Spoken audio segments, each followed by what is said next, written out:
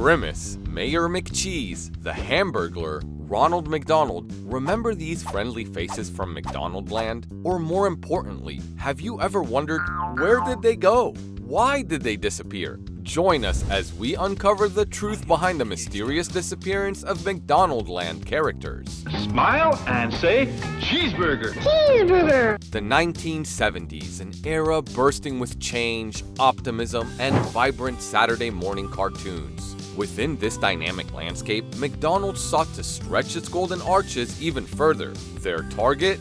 Children. However, this very direction, the company wanting to influence kids into making their parents buy McDonald's, eventually led to the downfall.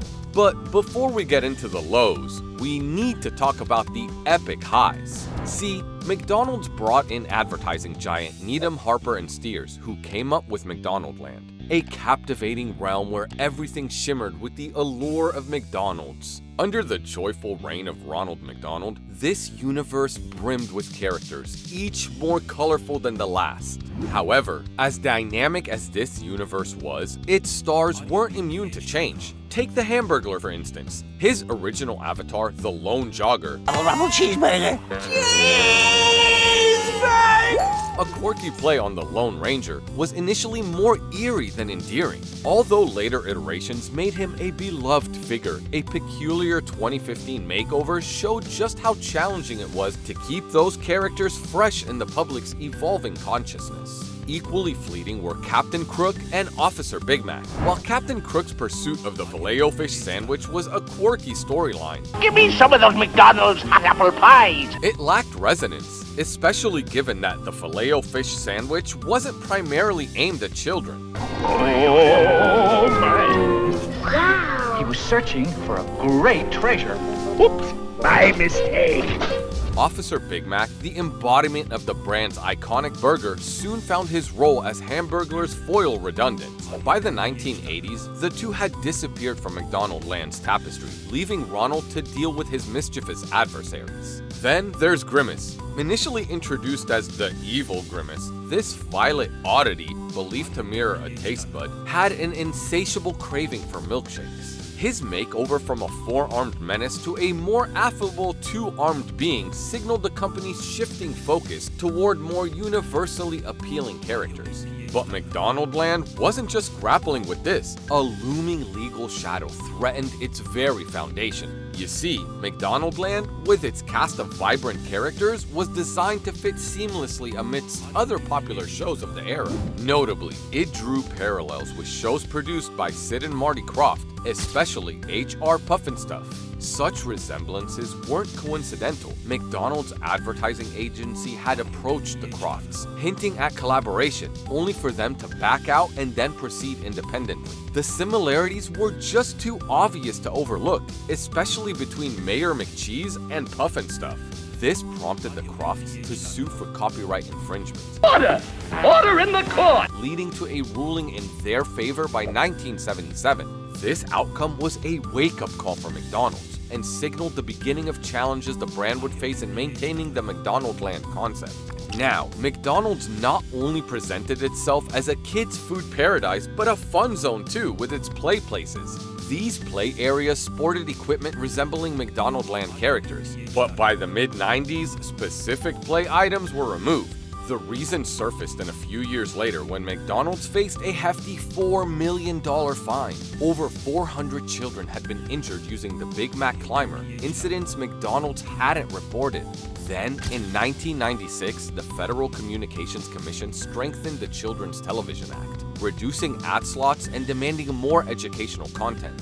This shift squeezed out prime advertisement spots, especially for brands targeting kids like McDonald's. As Saturday morning cartoons dwindled, McDonald's lost a prime advertising platform for its McDonaldland campaign. But you can still catch me and all my friends on NBC Saturday morning. We'll be watching for you, Alvin. Because of all this, McDonald's found itself in a pickle in the 2000s. they'd intentionally stereotype themselves as a kids' dining spot. But with changing climates and new restrictions, this became unsustainable. So, in 2003, McDonald's, aiming to mature its image, shifted its focus to food quality and reduced its child-centric marketing. Two significant advertising agencies were spearheading the fast food giant's campaigns: Needham, Harper, and Steers. The original creators of McDonaldland were initially dropped in 1981 in favor of the Leo Burnett Company. However, after facing sales slumps in the mid-90s, McDonald's looped Needham back in. 2003 marked a shift as McDonald's rolled out the I'm Lovin' It campaign. This catchy contemporary initiative, set to a jingle sung by pop sensation Justin Timberlake, was far-reaching, aimed at appealing to a broad audience. This shift was a departure from the McDonaldland era, emphasizing universal appeal over child-centric themes. Then, as the decades rolled on, a more significant issue began casting a shadow on McDonald's and its enchanting world: health concerns. The turn of the century brought with it heightened awareness around nutrition, and fast food chains, especially McDonald's, were caught in the crosshairs. The playful characters began to symbolize the brand's alleged complicity in promoting unhealthy eating habits to children, and a lawsuit only elevated these concerns. And although McDonald's emerged legally unscathed, the damage to its image was undeniable. In response to the shifting landscape, McDonald's chose evolution over obstinacy. Recognizing that the whimsical escapades in McDonaldland were at odds with the new health-conscious narrative, the company began to distance itself from its former mascots. This was a strategic decision. Instead of the magic and mischief of McDonaldland, campaigns began promoting healthier choices, activity, and moderation. The Go Active campaign epitomized this shift. Ronald McDonald, the once jovial face of McDonaldland, was rebranded. No longer was he immersed in food-centric adventures, but was now promoting active living alongside real-world athletes. As if that wasn't enough, by the mid-2010s, a rather unexpected and eerie trend began emerging worldwide: sightings of menacing clowns, often termed killer clowns. This phenomenon saw individuals dressed as clowns attempting to scare people in various locations. Whether part of pranks influenced by pop culture or just a bizarre manifestation of social trends, these sightings unsettled many. Ronald McDonald, the jovial clown mascot of McDonald's, unintentionally got caught in the crossfire. His iconic clown persona, which had been a source of joy and recognition for decades, suddenly had a shadow cast upon it. Given the unsettling nature of the killer clowns and the potential negative association it could bring to the brand, McDonald's made a prudent decision.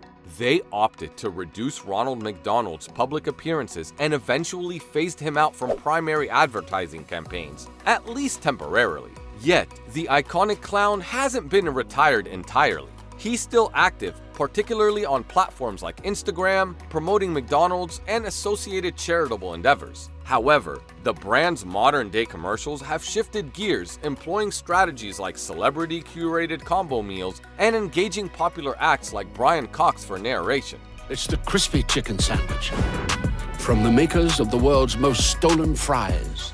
Grimace also recently made a comeback with the viral Grimace shake trend on TikTok. The other characters, however, haven't been so lucky.